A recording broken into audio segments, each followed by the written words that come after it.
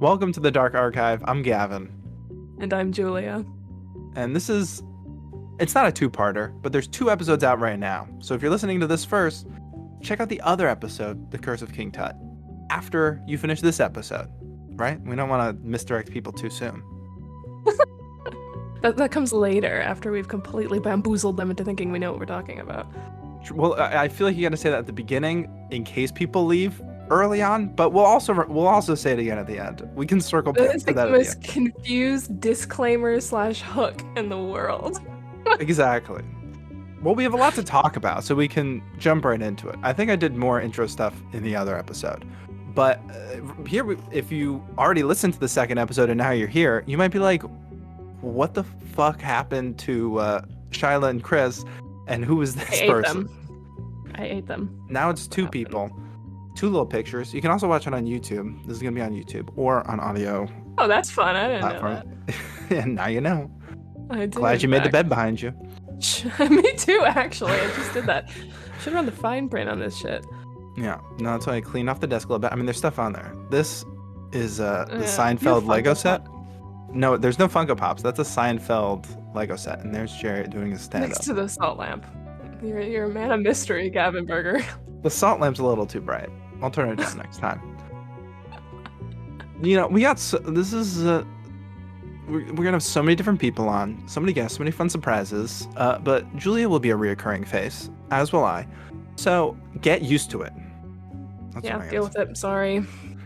Or, go away. It's a free country. You don't need to assuming you're yeah. watching it in a free country. say. If you don't like it, check out the other episode, Curse of King Tut. He's still there, but you'll be rid of me. I'm still there. If you don't like me, tough You're- luck. Wrong podcast, kiddo. There's so many other podcasts that I'm not on. Pretty much almost every single other one. That is true. I looked. That's fair. So there's so much to talk about though today. So I think we could just jump right into things. I would agree. Thank you so much for asking. I feel really engaged. I don't want to be talking the whole time. I don't need to hear the I sound will of my not let you. I Fantastic. promise. Tell me about witches. The Night Witches. When you first told me the Night Witches, I'm gonna be honest, I thought it was a supernatural thing. And I'm glad you didn't call me out on it because I was like, oh, we're doing King Tut and Night Witches. Those sound kind of supernatural. We can't do both of those first. And then my dumbass looked up what it was and realized, oh, it has nothing.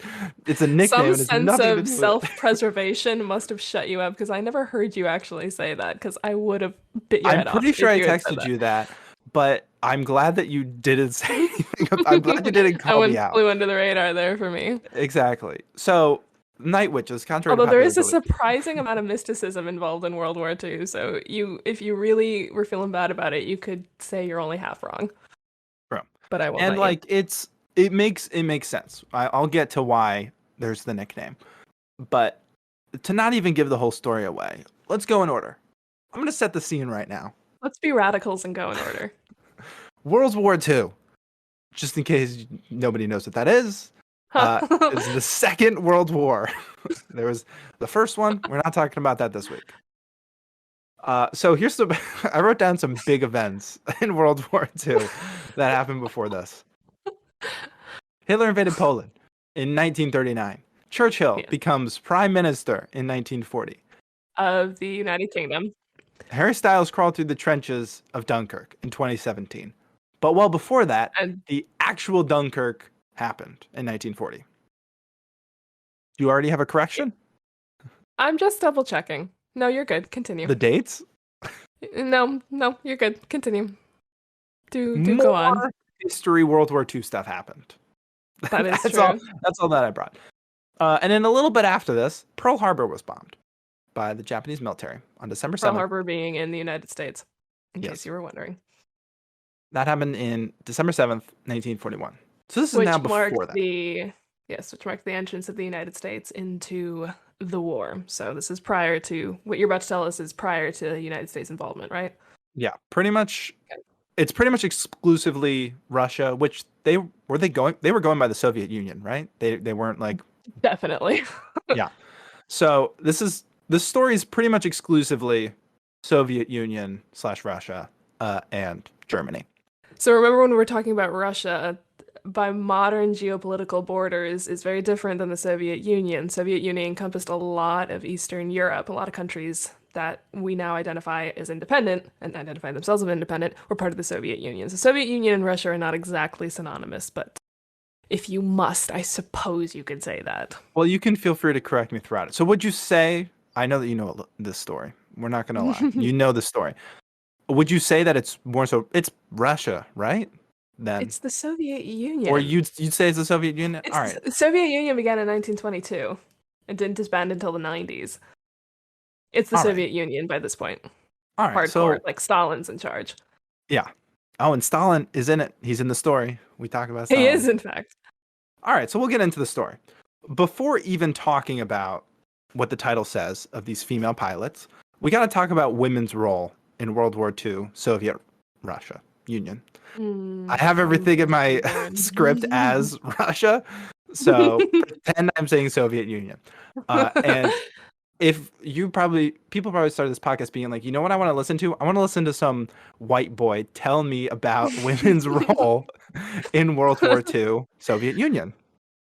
That's okay. I'll dab you through the camera if you fuck up. Yes, let's set that aside. And if you want to fact check me, I got a lot of great research papers in the sources. Check the description. Yes. I did my research. So did.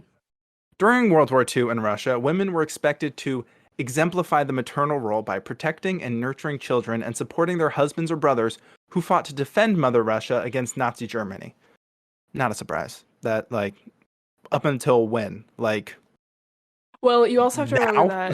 that you have to remember that the Soviet Union is a communist country, was a communist country. And so the roles of people within that system were very important. Traditional family roles, men go off and fight, mothers raise children, are particularly important to the entire political, economic, cultural structure of the Soviet Union, of a communist country at this time and place in the world. So this is not unusual. In fact, this whole concept, fun little fact for you, the whole concept of the motherhood role for women in the Soviet Union was such a big deal that Stalin implemented an entire honorary title system for women who had a certain amount of children. Women who had 5 to 9 children could be awarded medals as part of the Order of Maternal Glory. Yeah, you could get a legitimate medal for having enough kids. They didn't have to be biological, they could actually be adopted, but you had to raise enough kids. And with that honor came a stipend, it came with privileges, and the whole point was to encourage people to populate. Again, this is post One World War. This is a labor-based country. They're trying to populate it as much as possible. And they're now also trying to feed a war. So, but the big one was the Mother Heroine Award, and that's a woman who raised 10 children or more. And you could get a bunch of money by Soviet standards and a pension for it. So this is a big deal. Yeah. I mean, I even have that. Every quote, good Russian woman, end quote, was expected to strive to be that good communist. So I'm sure it's more common than uncommon that people were expected to play that role as opposed to wanting to fight in the war. They were supposed to embody the self-sacrificing and courageous traits of a warrior, defending her country as she would her own children. So, men are fighting wars, women are fighting to protect their families by raising a lot of kids, I guess, and everyone's getting medals. Well, most countries at this point very much marketed this war as the foreign front. You got your two European and Japanese theaters, and that's where the boys went off and fought. And then you had the home front, which is what women held down by getting male, and the Western world getting male jobs. So that's a very common dichotomy of promoting two different fronts in this war. And so women being in charge of the domestic front is a thing. Is common. More incredibly common. Yeah, this is just some Russian flavor. Yeah. Well, because of that strong communist ideology of patriotism, many young Russian women, not an unbelievable amount, but enough that it was kind of strange, sought military service. And it then became a question of not whether or not they should fight for their country, but what they would do for their country. Because it's almost entirely male-dominated field of fighting for your country. Many young women turn towards aviation as a way to avenge family members' deaths. I read about multiple women that all went through a kind of similar thing, but specifically Valentin Pavlov. All right, so I'm just gonna say this now. Okay. Russian Disclaimer. names. Disclaimer. I don't speak Russian. I'm not an expert on Russian pronunciation, but I'm gonna try. It helps to sound it out. Yeah, I'm not kidding. Like, sound that shit out. some of it's gonna be a little sounded out. Valentin Pavlovna. Valentin Pavlova. Pavlovna. Pavlovna. You get her name right, Gavin. All right, so then what's her last name? Shut up.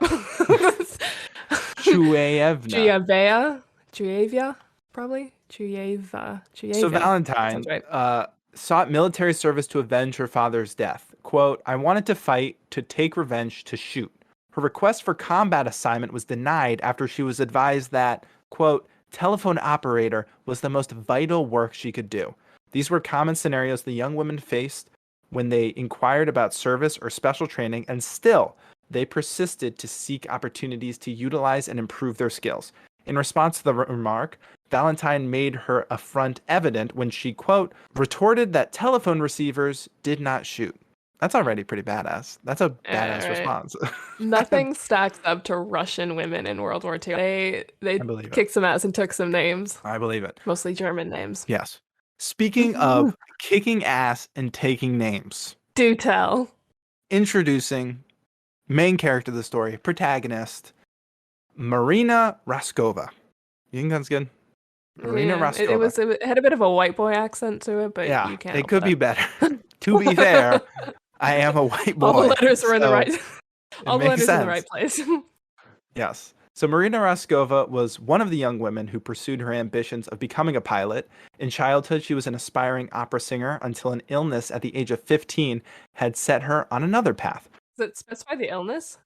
Did they say what the illness was? Yeah.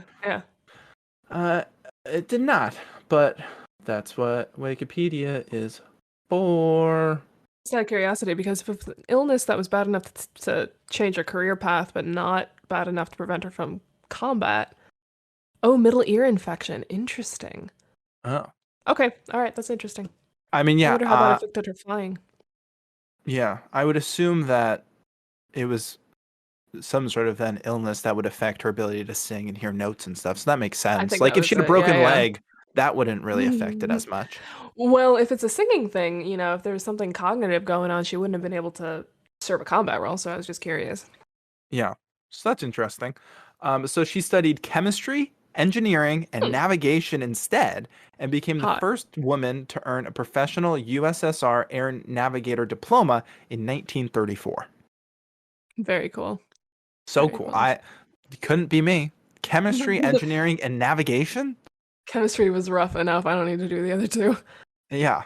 Oh, I'm sure. She was an instructor at the Air Force Engineering Academy in Moscow, where she initially faced discrimination from male military officers in the classroom. Just the first little inkling taste of discrimination. Yeah, what a fucking concept, right? Just wait. We got a whole paragraph about discrimination. I'm sure you won't have a lot to say about that.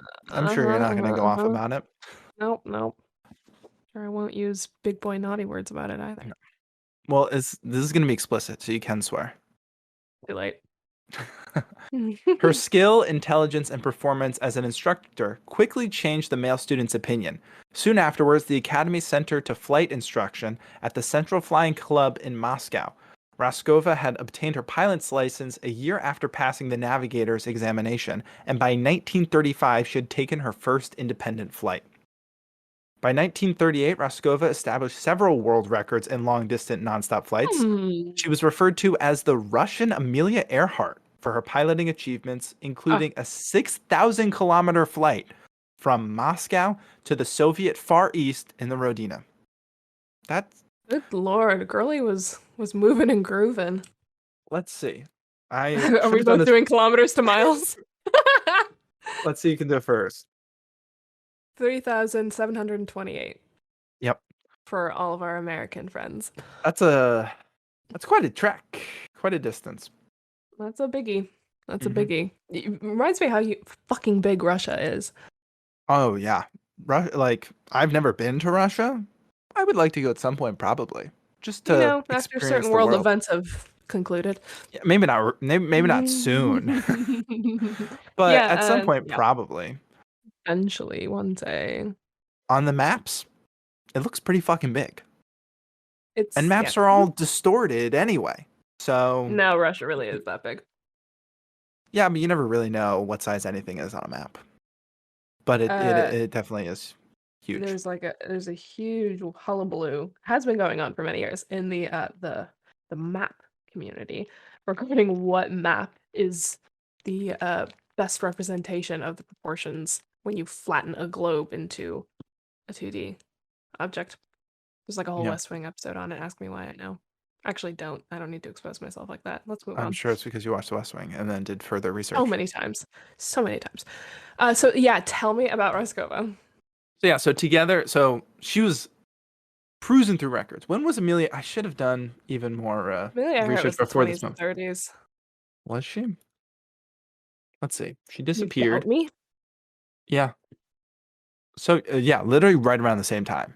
She died 1939. So Yeah, she only a disappeared few in the years after 40s. this. In theory, she died.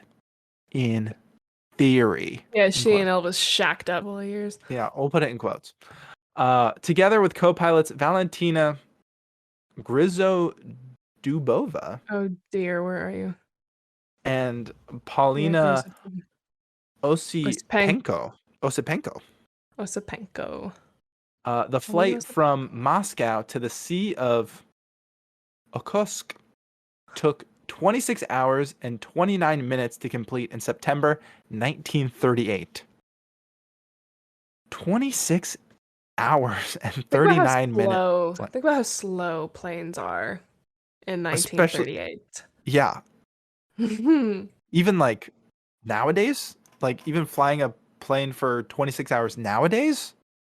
Are you kidding me? Oh my god. I don't think the longest flight is, I think, only 18 hours or 19 hours. Really?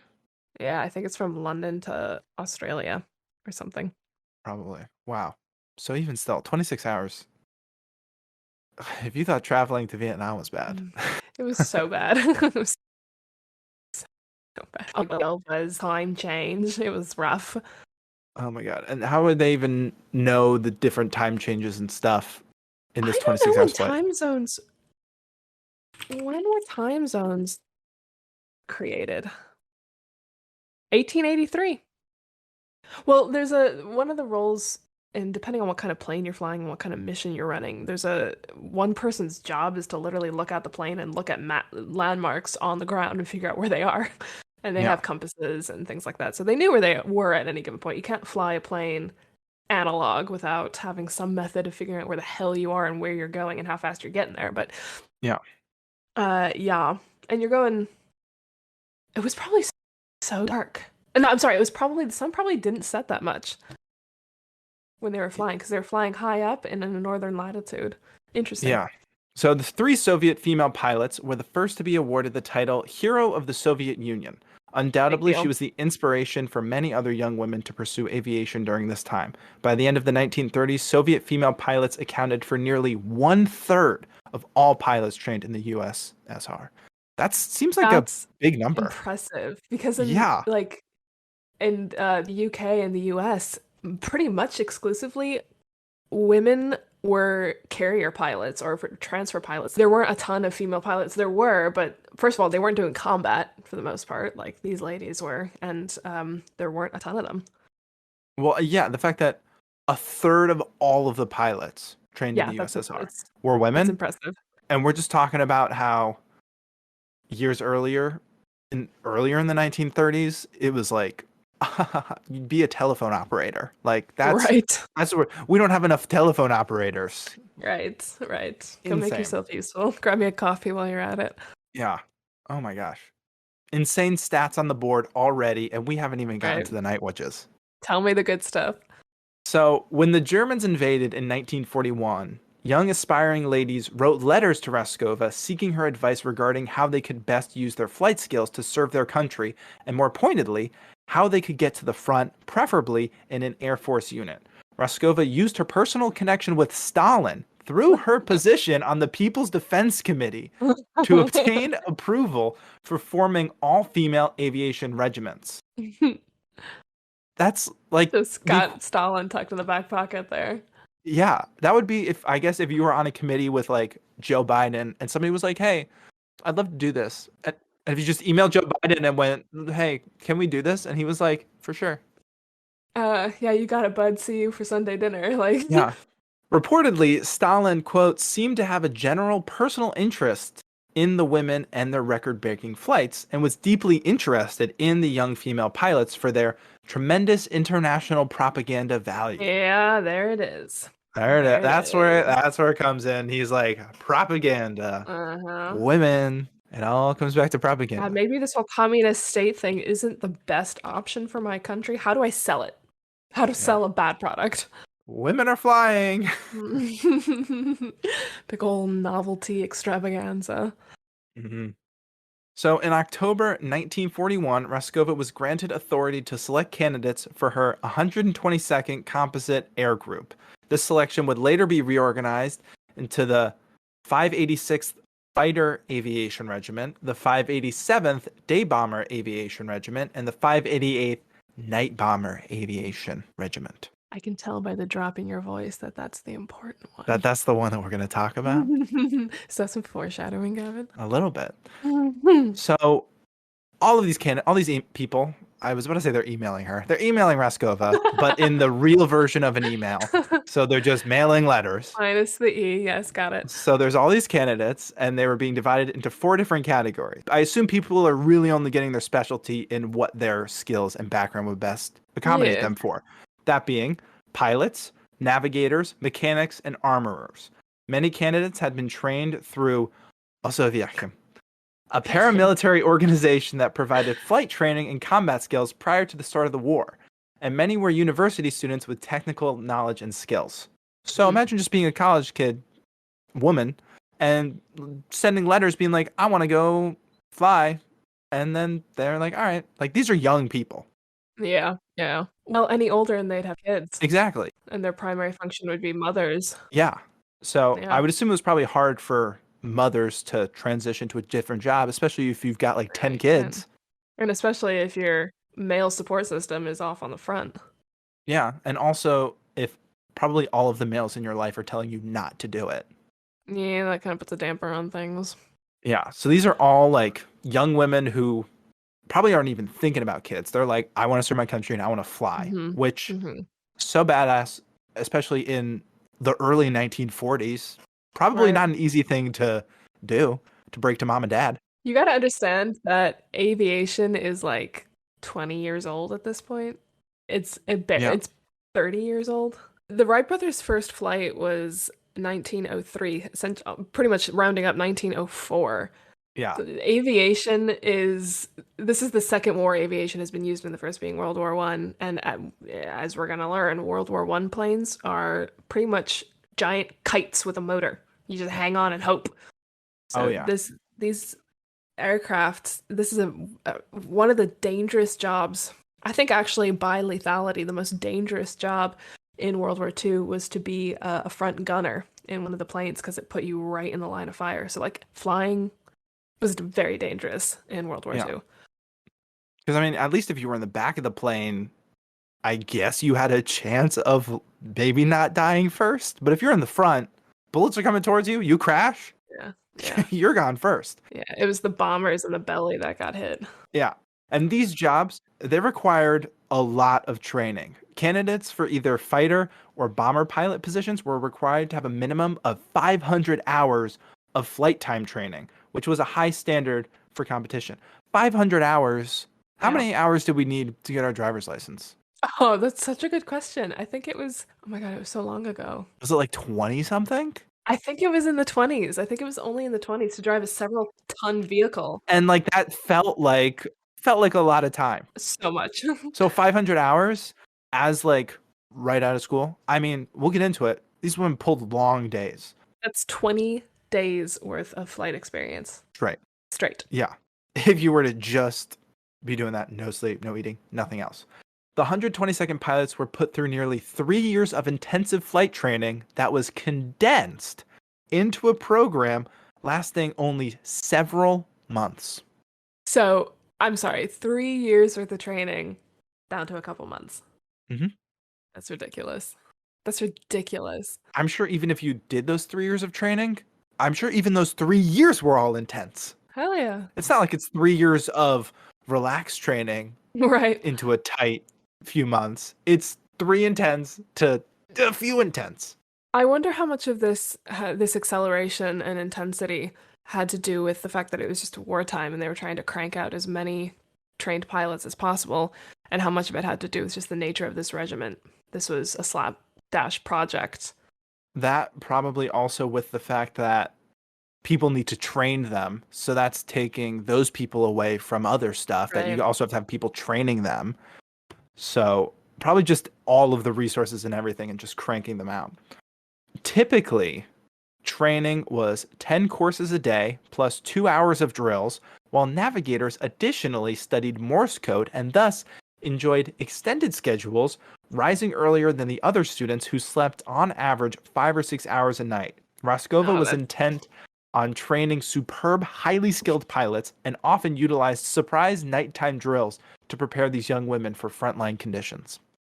half my professors also wanted to train highly skilled pilots, and then, all just passed us out of pity at the end of the semester. So kudos to her for getting it done. They're only getting 5 or 6 hours on a good night, and I then in a know. lot of those nights, surprise nighttime drills.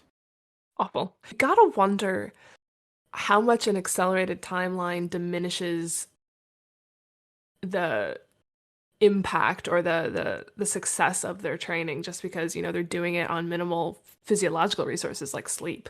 So I Yeah, wonder how much that undercut the efficacy of their training. yeah, it's all in the short-term memory bank. Or I wonder if they were just trying to hammer it with motor skills. Mozart's father was his first piano teacher, and he would notoriously, or his tutors, his father would wake him up at ridiculously early hours while, quote unquote, his mind was still pliable and run him through piano drills. So I wonder how much of this just had to do with muscle memory. Yeah, probably. And it's not even like they had incredible resources because the Right. Soviet Union Air Force had no females up until then. The women were giving old men's uniforms. The clothes were often too large and baggy, and the boots were sometimes so oversized that the women tore up their bedding and stuffed it in the boots to make them fit better. Some also cut their hair short to appear like men, but painted flowers on their planes and used navigation pencils to color their lips to add a feminine touch to the war. Meanwhile, in the US, we're producing specialty shades of lipstick for women to wear to show their support to the boys on the front. It's called Victory Red. It's no longer produced. Also, the fact that they were then cutting their hair to appear like men, probably, I assume, to then be able to fit more into crowds, to not immediately be like, oh, there's a woman. There's no way she could be I'm sure it had to doing do with something. imitating, that's a not to get too hoity about this, but that is a known behavior to mimic the characteristics of people in power. And in the military, which is hyper masculine, especially at this time, and you're already fighting for your place to be there, woman or not, of course they're gonna cut their hair to look like boys. That doesn't surprise me even at all, Yeah. even a little bit. And after the training, the pilots deemed most qualified were assigned to the 586th Fighter Aviation Regiment, the second most qualified to the 587th Day Bomber Aviation Regiment, and the least qualified to the 588th Night Bomber Aviation Regiment. But in a unique twist of fate, the least qualified became the most feared and famous. What is it? Progress through adversity or something like that? It's always the underdogs. It's always the underdogs that everyone loves a comeback story. They do. We do love a comeback underdog Yeah. story. We do love that. All right, so pilots in the 588th Regiment were tasked with night missions to bring chaos to German troops on the front lines, an average of 15 times a night. I love a chaos monger. You go, Of girlies. course. And especially because it's like, when you break it down, which we'll get to that at the end of this paragraph, it's a bunch of women flying these shitty planes, just causing chaos. Absolute mayhem. Mayhem. They are the definition Unbelievable. of fuck around and find out. Literally. They flew unwieldy wood and canvas Polikarpov U-2 biplanes, designated the Po-2, which, if you couldn't guess by the fact that they're wood and canvas, were not combat planes. As I understand, these planes were from like the 19 teens, the Edwardian era, the 1920s. Yeah, Like these are old ass planes. they're not giving these women, especially in the third tier night bombers, they're not giving them Oh top my of the line God. stuff. Ridiculous. The Po-2s were training aircrafts equipped with bomb racks, a light machine gun in the rear cockpit, which some of them didn't even have guns. Like some I of didn't them know had that. guns. Not even all of them had guns. I didn't know that. And they had noise and flare mufflers for stealth, but they also had no parachutes because that added weight, no radios because that added weight, and no radars. So they're flying Oh in my, the dark, blind. blind, with pretty much just maps and bombs. Oh my God, no light probably either because they would get spotted. No Yeah. communication with the rest of their unit. Oh my God. They were outfitted, quote, with up to 300 kilos of bombs strapped to their wings. The Po-2s were successful at bombing railways, bridges, and supply depots and troop positions that were most heavily fortified with anti-aircraft guns. Because They're they didn't see them sending, coming. they're legit sending paper planes into a war zone. Like Literally. literally.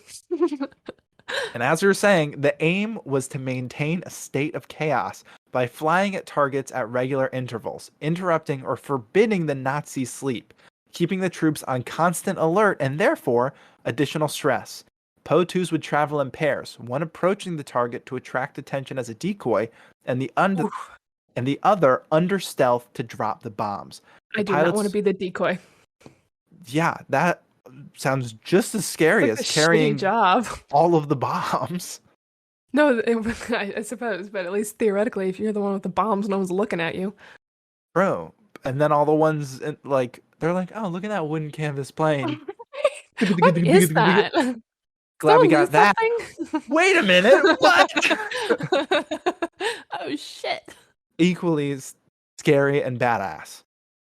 The pilots would descend from high altitude, quote, throttle back the engines to idle, fly in over the target soundlessly, and drop the bombs almost before the enemy was aware of their presence.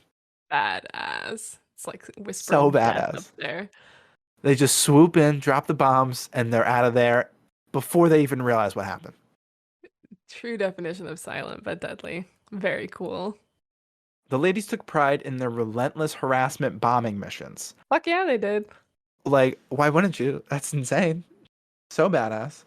Nadezhda Popova recalled popular rumors telling of chemical injections that gave them supernatural powers and skills, adding to the mystique of the female pilots.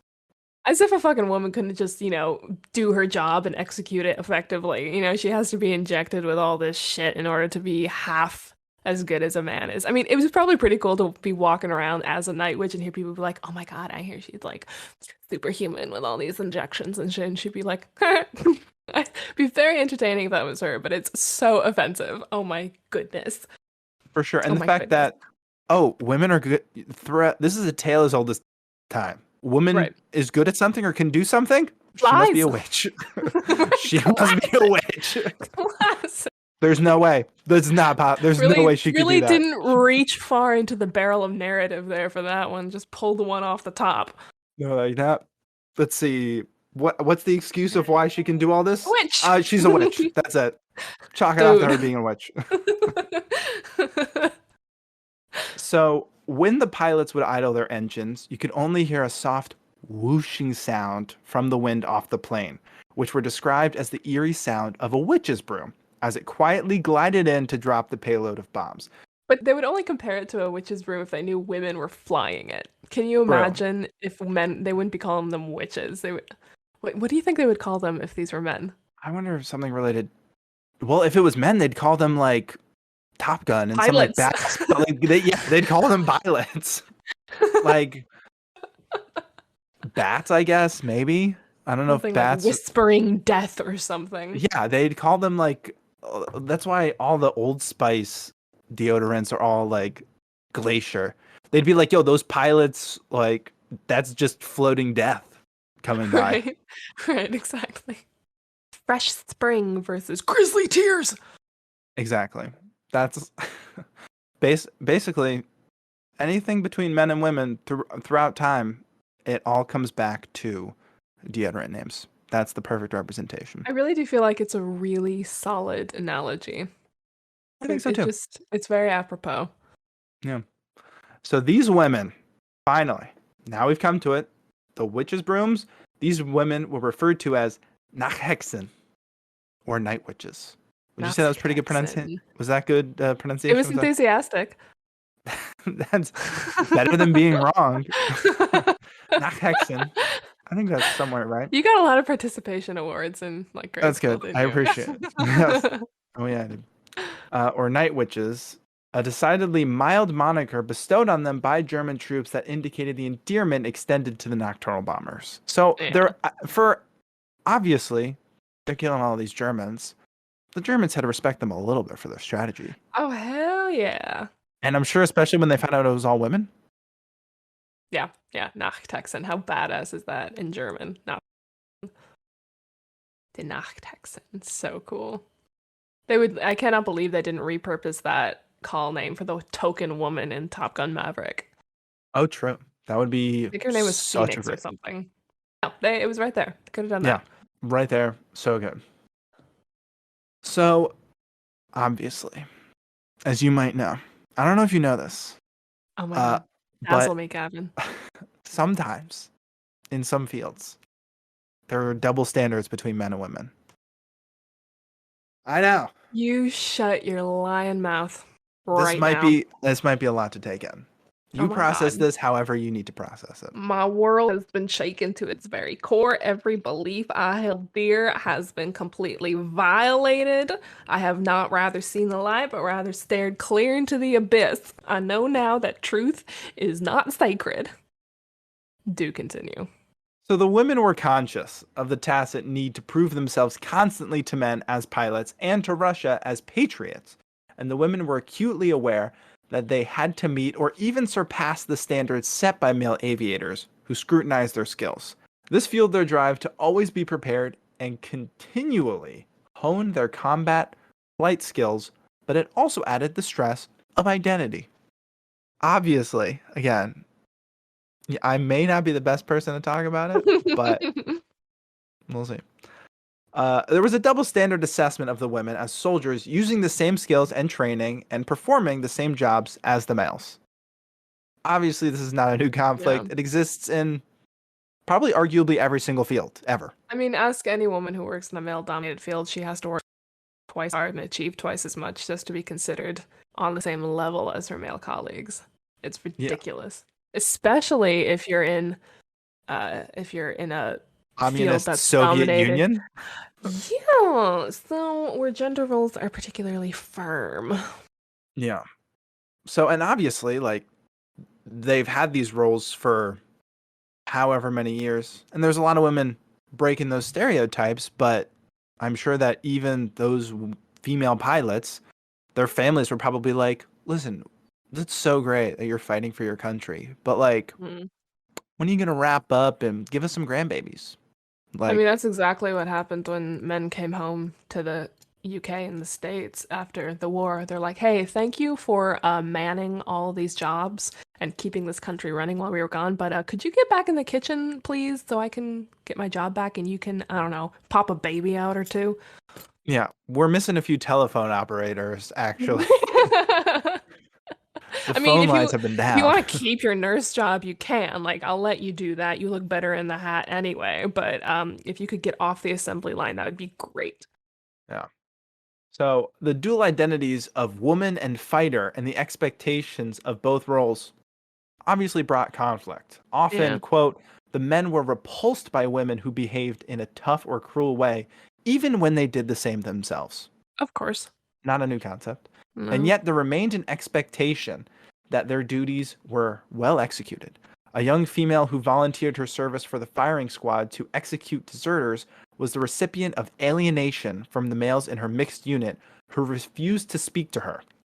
The estrangement was an added emotional burden to the expected trauma of battle. Later, she faced insensitivity during post war psychiatric treatment, where, quote, She was told to get married and have lots of children to restore her soul. No. Oh, I mean, I'm not surprised, but it's just still It's so an insane thing to deeply say. disappointed. It's a batshit crazy thing to say. Are you kidding me? Like, I get that war fucks you up a little bit, but you know it would help? Have a few babies. That'll probably distract you. To be fair, this is a time period when PTSD was not a thing. It was shell shock and then combat fatigue, I think. Yeah. Like, so if men can't even get it, then what do I'm women have to sure complain that about? they didn't even 1940s. They probably their mental health probably wasn't even two words you put together. You had to be like smearing your own shit on a wall or holding people at gunpoint for people to be like, huh, maybe he needs some help. Although that's actually not true since you're also coming off, I don't know how much in Russia, but I can speak to the Western world. There's a deep cultural foundation for like insanity and hysteria. Yeah, I was gonna say if you're smearing shit on the wall or like holding up a place, they're just gonna put you in an institution. They're not gonna give you Yeah. real help. Asylums and bedlams were a thing, a Yeah, big they're thing. like, let's cut open the brain, start picking at it until they don't do anything. Well, actually, interestingly, lobotomies were at their height in the 30s, 40s, and 50s. Yeah. A little bit into the 60s because Rosemary Kennedy also got a lobotomy. But yeah, this is a time when, diseases of the mind and the brain were solved by poking sharp objects into them. Exactly. The impact of serving alongside men provided one woman with a unique glimpse of another side of masculinity that she probably never would have witnessed under normal societal interaction. One woman recalled, I gained a new respect for men soldiers born not out of idolatry from afar, but out of sharing this with them, exposed to their weaknesses, seeing how they coped and show more human sides. They cried, they were frightened, they were upset about killing. It was important for me to experience that alongside them as their companions. That left a great impression on me. So that I I feel feel like like is that's kind of interested on the other half of things. right. It's almost like we're all, human fundamentally, and we all share processing mechanisms and coping skills and reactions, and maybe it kind of doesn't matter what you got going on under your shirt or in your brain. You Yeah. just are all human together undergoing something traumatic. Why does it matter? And I'm sure also toxic masculinity wasn't even a word, but in 1940s Soviet Union, Russia, I'm sure they never saw the soft, oh, you know what? I think war kind of fucked me up. Side from Right. men, they come back from war and they're like, all right, we're gonna go work back in the offices and do all these things and like Back to the fields. make sure to have dinner on the table when I get home. And then they're like, I don't know, crying in their cars or whatever. It's interesting about that dynamic because that is exactly how it would have worked in like the Western world in the UK, in the United States, back to the nuclear family, women barefoot and pregnant in the kitchen, men out earning and providing, women home on the domestic end of things. But I wish I knew more about Soviet culture, but when the primary objective, when the primary thing to which you're contributing is the country, is the community, is the Soviet Union, I think, as far as I understand it, married couples were expected to behave more as a team than as, the father is the umbrella under which the mother protects the children, which is a very Western Christian thing. But if you look at Soviet propaganda, it's the man with the sickle, the woman with the wheat, the children in the field. Like it was a team unit. There's definitely social and gender hierarchy there, but I think it's really interesting to think about how a labor-based culture and economy changed the dynamic and the expectations depending on your gender. Yeah, especially I'm sure from before the war to Right, during the war to right, then now coming out of this huge worldwide war that impacted everyone everywhere and changed everything of how people right. operate. So I'm This sure that yeah, well, the mother heroism medals and the Order of the Superior Mother or whatever it was weren't implemented until 1944 when the war was almost over. yeah, And they extended for until think I am not kidding. Vladimir Putin just got an honorary one. He just gave himself an honorary one, as I recall, That's which surprising. I find ridiculous. Yeah. That's some But they were communist shit right there. they continued to exist until the fall of the Soviet Union. So it was still a big thing, women producing children. Yeah. Oh, and I'm sure it got right back into No, it. worse. Vladimir Putin didn't give himself one. I knew I'd misread that. He signed a decree reviving the honorary title. He brought it back. Oh. That's all part of his scheme to revive the glory of the Soviet Union. But dude, Yeah. calm down. Let it go. It happened. Let it go. Move on. We don't need to bring the Soviet Union back. Hot take. We're doing just fine without it. Hot take that no one in the world would agree with. Yeah. But speaking of the Soviet Union, let's talk about some post-war stats with these night witches.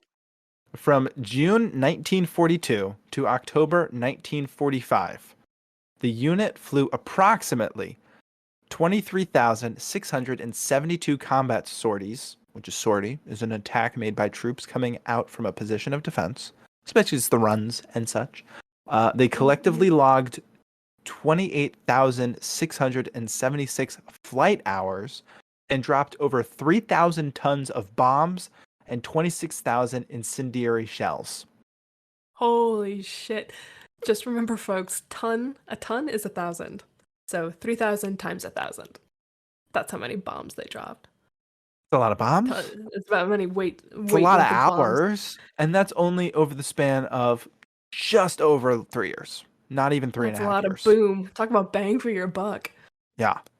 They damaged or destroyed 17 river crossings, 9 railways, 2 railway stations, 26 warehouses, 12 fuel depots, 176 armored cars, 86 prepared firing positions, and 11 searchlights. And I'm sure even more things. But, like, that's a lot of stuff. I'm surprised they didn't hit runways. They probably also did. I probably just don't have the numbers for that. I'm sure that they must have, because get it at the source. That's probably an easier way to get rid of people taking off. Right. Plus, in addition to all of that damage that they did to everything, they also made 155 supply drops of food and ammunition to Soviet forces. 155 supply drops. On those dinky little biplanes. Yeah, they didn't have any parachutes or radar or radios. So overall, 32 night witches, including Colonel Marina Raskova, died in service. I didn't realize she died. She did. She took her plane out on one of the missions and then died during the mission. You know which mission, actually? I don't know off the top of my head, but I had read about it. She, hold on, this might be very relevant. The thing about the Nachttexen was that they were notoriously difficult to shoot down, right? As you explained, most of them dropped their payloads before they were really on radar, so to speak. So they got away, and they were hard to see, and they were hard to track, and they were hard to hear. But there was one guy who shot down like 4 of them in one night. He was the only person to have any kind of effective attack against the Night Witches. So much so, his name was Josef Kosiok. German's hard. So much so, he's so effective against the Nachttexen that they gave him the name Hexenjäger, which means witch hunter. That was his nickname. So dope. I mean, it's terrible because we're team Night Witches, but like, right. Oh my god, witch hunter? He shot down fucking shitting me right now? 3 or 4 of their planes in one night on July 31st, 1943. So he was known as Hexenjäger, the witch hunter. He was a ace pilot. He was a known phenom of a aviator. Oh, I'm sure. Marina Raskova died on January 4th, 1943, while en route to the front of Stalingrad through a heavy snowstorm. She piloted a P-2, I guess you could say, dive bomber aircraft, flying in formation with 2 others. All 4 crew members of Raskova's plane were killed when the formation crashed near the Volga River. Raskova never led her Regiment in combat. Raskova was posthumously awarded the Order of the Patriotic War, first class, and her remains were interred in the So Kremlin wall. she created this regiment, but she never flew in combat. Yeah, I think She was this she gifted led it. pilot. Yeah, I think she was just kind Just of in charge of the whole administratively thing. ran it. Yeah, I don't Interesting. think So she ever damn, actually. combat missions and you die in a snowstorm. Damn. Yeah, But no, doesn't sound. She didn't. Very and then interesting. That's really interesting that she never ran any combat missions. yeah, I mean, I guess if she was then the big boss, kind of in charge of everything, they wouldn't necessarily want to take that risk. Because then if Right. you lose her, then like all of these people found her so inspirational, as they should. So then all of a Yeah. sudden, if your face of the whole thing gets killed, then ooh, I don't That's a want to good do that point. anymore.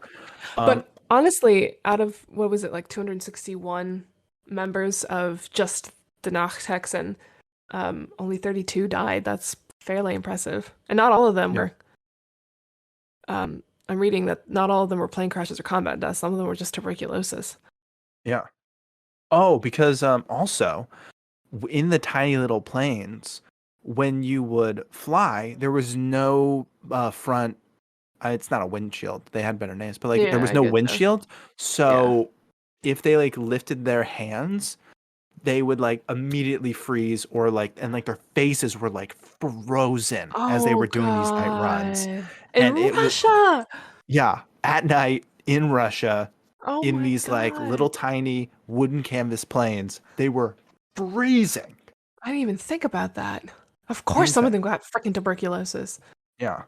So I'm sure that there were so many health things, and I'm sure people got pneumonia and the flu and like doing so many runs and constantly going up and down and doing all that. And like they were all like the night witches were like then when the plane would come back down, then all the night witches were helping to repair the planes. Like they didn't have crews to do that. It was just all these They women were that were then their repairing the own planes mechanics. and Yeah. then take back off again. So they did everything. And I can't find Holy exactly where it was, shit. but another interesting tidbit was after Raskova died, they offered the like head position to a man, and but he He had like did been a part not. of it. There were men who were a part of it, and apparently there were some roles that like not even out of like being sexist, like the women just couldn't do, like of like lifting heavy shit and stuff like Yeah. that. So there were some men working with them, and so there was this guy, I forget his name, I'll have to find it,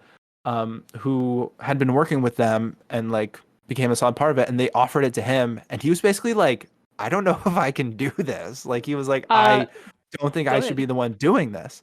Good for And then him. eventually I think he did do, I think they like basically pressured him to do it a little bit, and then I think another person took over. But even still, I'm sure that all of the men who were working with them by this point probably did respect them more and saw them as more than just housewives. You know, So it does kind of make sense that a man who's working like on the ground with them and like understands right. If all they of were going to it. shove a man into that position, at least it was someone who'd been working with them. Yeah. But holy shit, were they effective.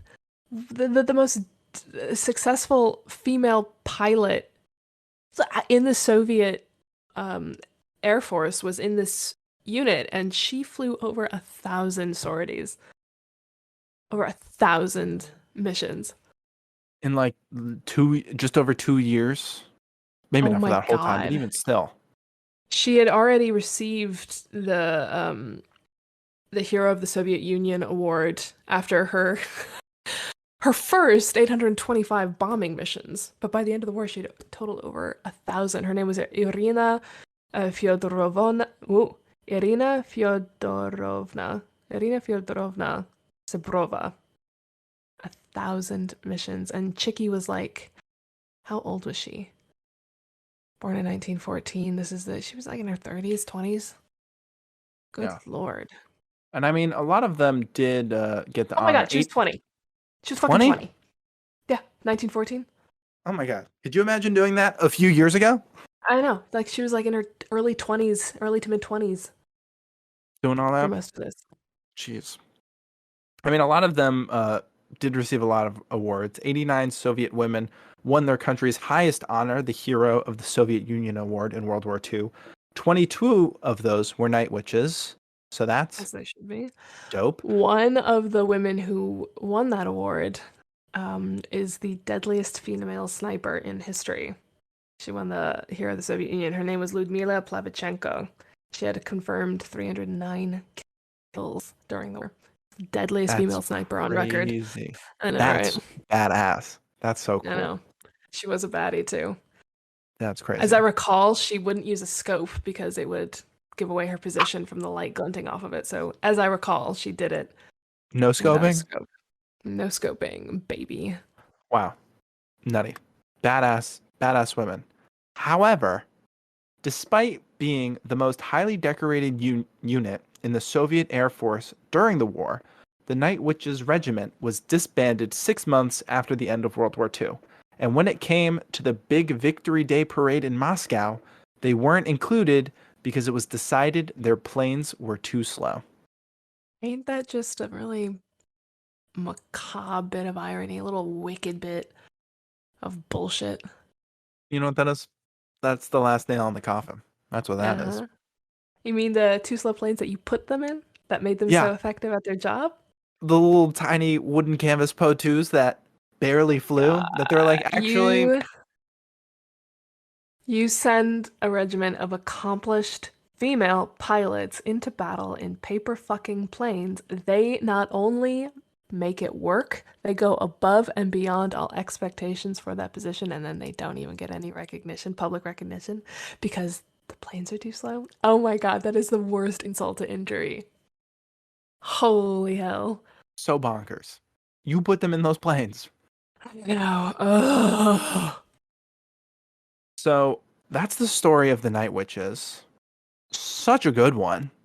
That's Like, a good one. I did not know about them before you told me about them, and I did all this research. And as I'm reading all this, like, jaw dropping every single paragraph. Like, Such it, like, baddies. keep, like, and then this thing happened, and then this thing, and then this thing, and then it's like they could not catch a break, and like they just had to keep going. And then what else were they supposed to do? They had to work Right. just twice as hard to even be considered remotely close to everyone else, and To even they did get in that, the room.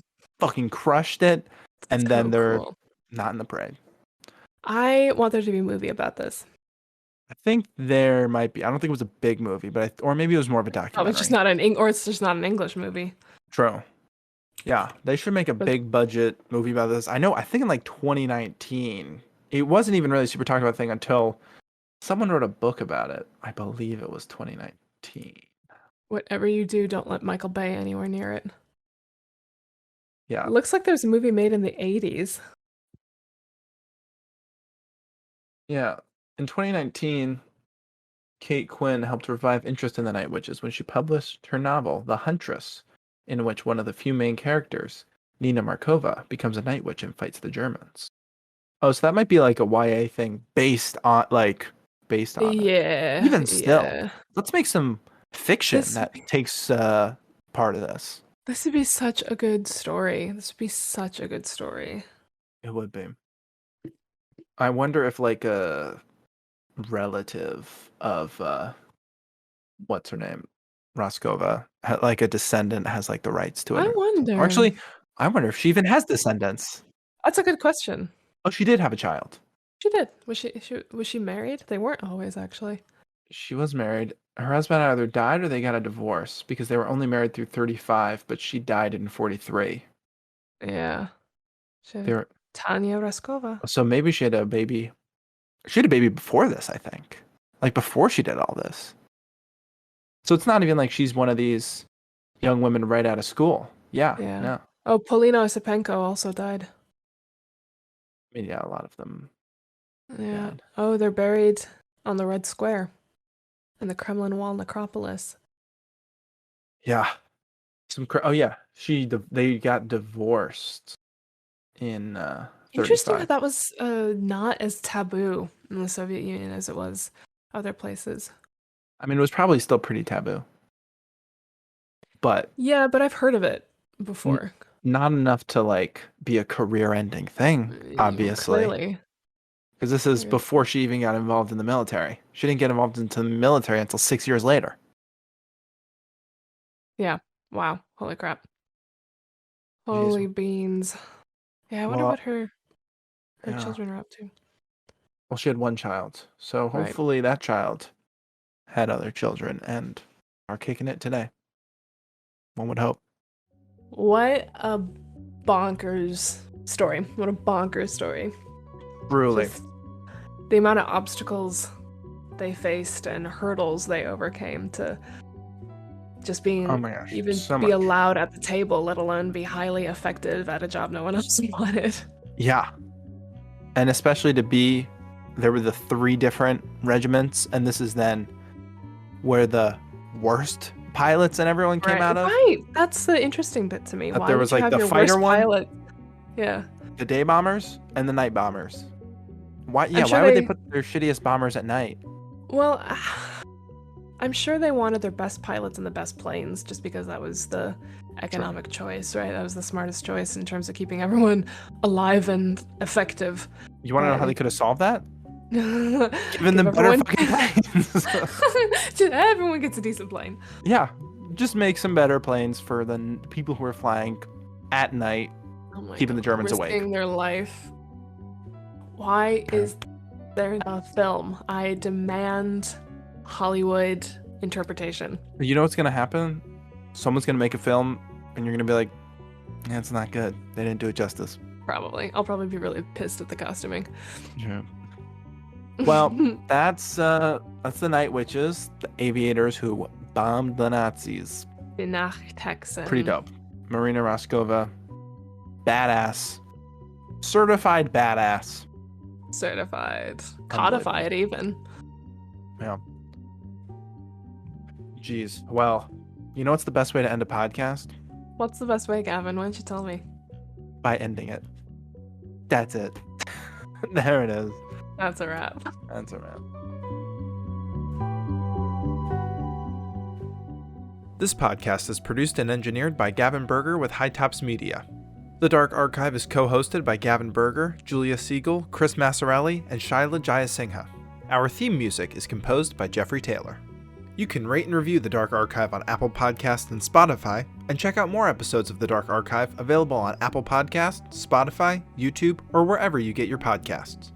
And be sure to follow us on Instagram at The Dark Archive Podcast and on TikTok at The Dark Archive, and see more of our content with High Tops Media on Facebook, Instagram, and Twitter at High Tops Media.